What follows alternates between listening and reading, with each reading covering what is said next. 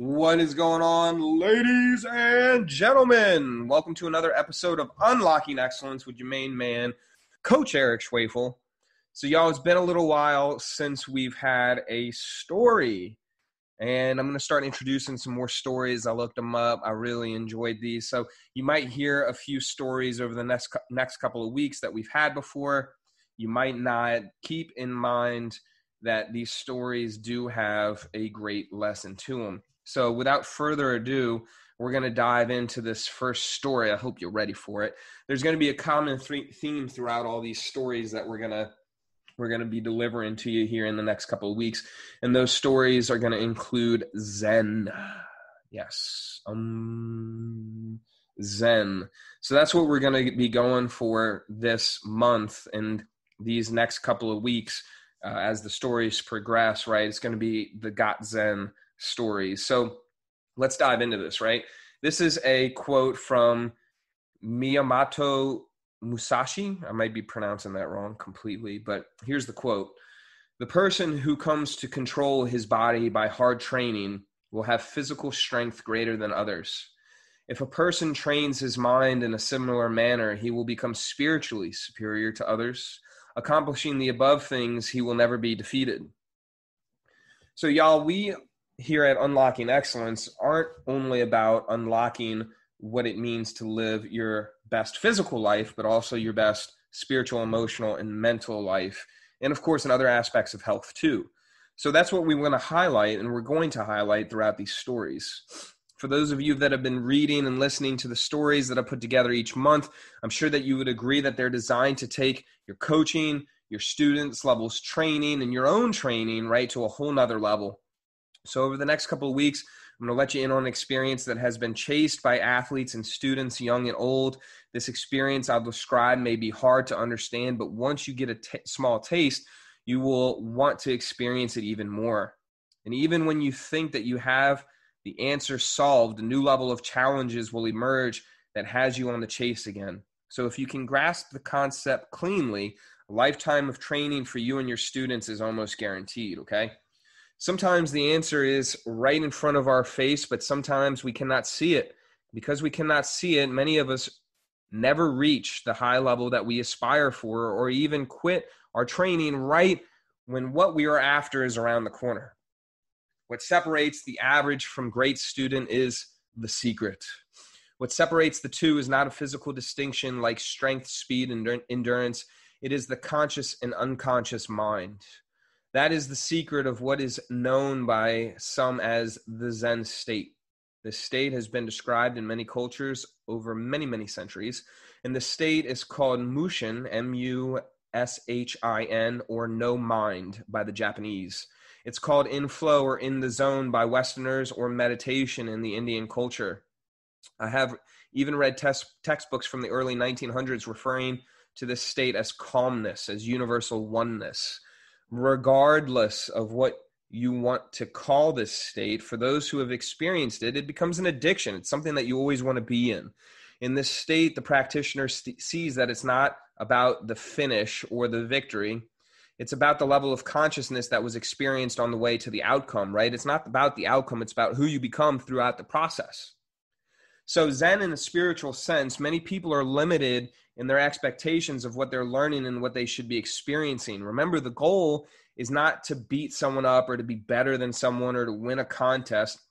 It's ultimately a quest to find the deeper self through long and hard work. There's a great book called Chop Wood, Carry Water on this. To experience this self-realization is as close as perfection as I know.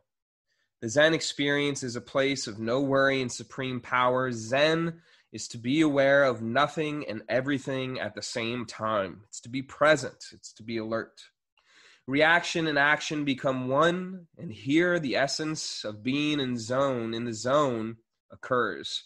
This can happen during your workout sessions. It can happen whenever you're driving. It can happen basically at any time. This can become the escape that your students are looking for that eventually makes them more, right? Trying to find that Zen zone, that state of flow is what we're looking for.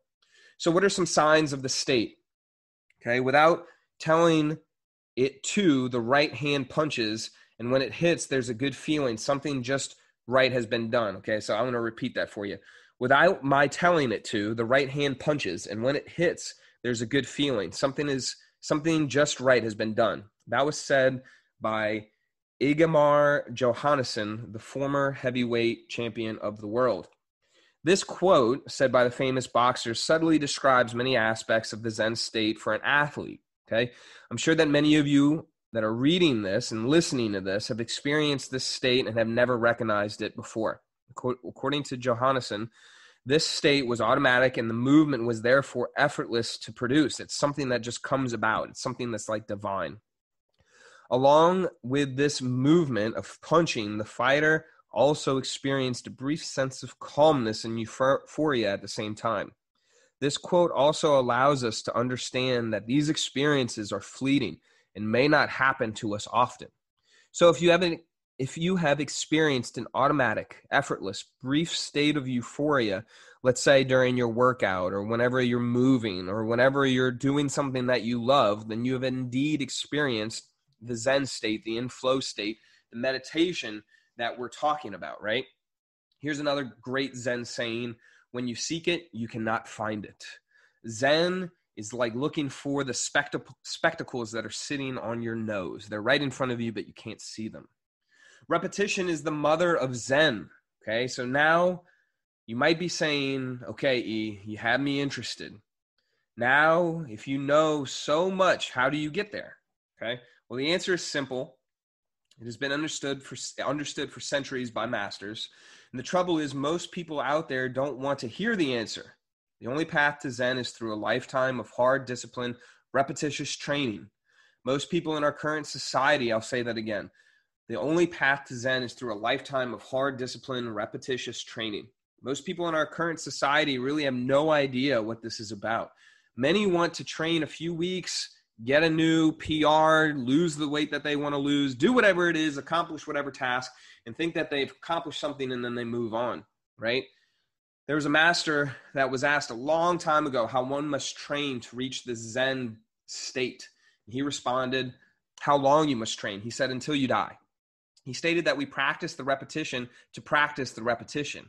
Although you will build strength, technique, and camaraderie through this, they all pale in comparison to the power of the Zen experience. Okay, I've been training for a long, long time, and I'm only starting to see that there is more rewarding level than the actual weight that you lift, right? It's like the development of who you become as you're going for this. Another great quote: if you want to obtain the secrets of such wonderful techniques, drill yourself, harden yourself, undergo severe training, abandon body and mind, follow this course for years, and you will naturally reach the profoundest levels. I'm going to read that again. If you want to obtain the secrets of such wonderful techniques, drill yourself, harden yourself, undergo severe training, abandon body and mind, follow this course for years, and you will naturally reach the profoundest levels. That was said by sword master Yamakowa Teshu, Yamakotetsu.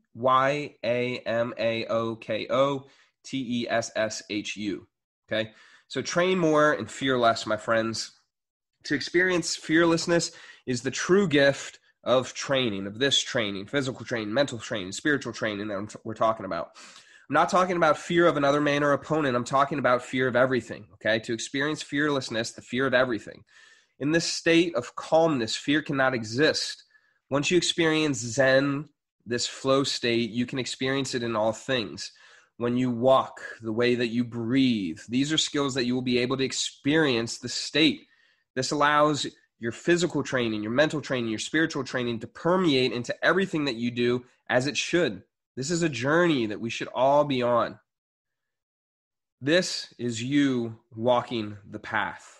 To be on the path is to learn about oneself through hard training and experience. This way you move beyond just beating your opponent, getting the next belt, or winning a competition. To better know yourself is the ultimate goal.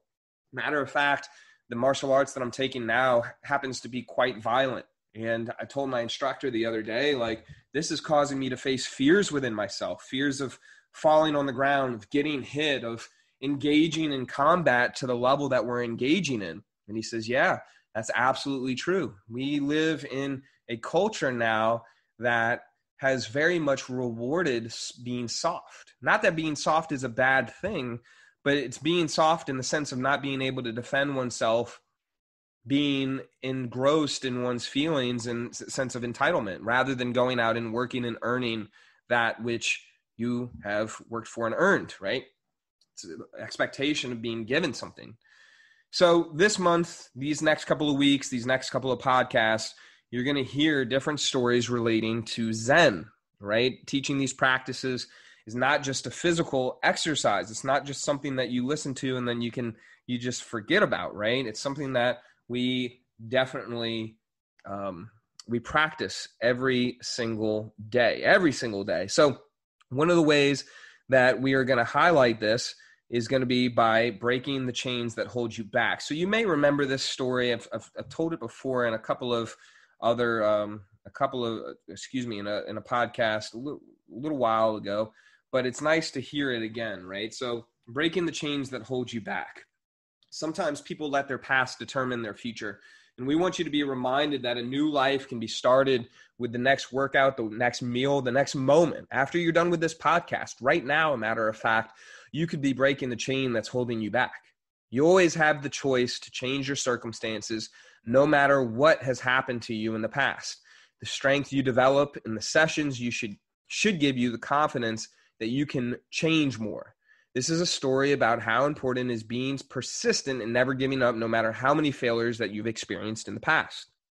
A man was spending his holiday in Africa, and one day he watched the elephants passing by. To his great surprise, these great, strong, giant beast animals were being held by a small rope tied to their front leg. Obviously, they could easily run away at any moment. However, they did not. Then he saw a trainer, and he asked, how could this happen? Not a single elephant makes an attempt to break free. The trainer explained, when the elephants are very young, we use the same size rope to tie them, and at the same time, it is enough to hold them. Gradually, they grow up, get stronger. Nevertheless, they never try to get away, as they believe that the rope will still hold them. Okay? Hear that, my friend. Hear that. Okay? The man was stunned. These strong animals could break free at any time, but they did not, because they believed that this was impossible, okay? They gradually grew up, got stronger. Nevertheless, they never tried to get away. And they did not, because they believed that it was impossible. Sometimes what we believed when we were kids sticks with us when we're adults, right? Sometimes people act like elephants. They give up after the first failure. Remember that failures are a part of learning. Failures are a part of learning. If we want to succeed, we should never give up, but try again. So whether it is getting your first chin up, whether it is even running your first marathon, getting to your first freaking gym session, hiring a coach, whatever it might be, show up and learn how to break the chains that are holding you back and keep moving forward. So with that being said, I love you. I hope that you have a great day. I hope you enjoyed this podcast. If you did, definitely share this bad boy out. Let me know what you think. Tag me on Facebook, Instagram, Parler. What else do we have? Twitter, YouTube, wherever you're at. And let me know what you thought. I love you. I hope that you have a great day. You're unstoppable, and we'll talk soon. Peace.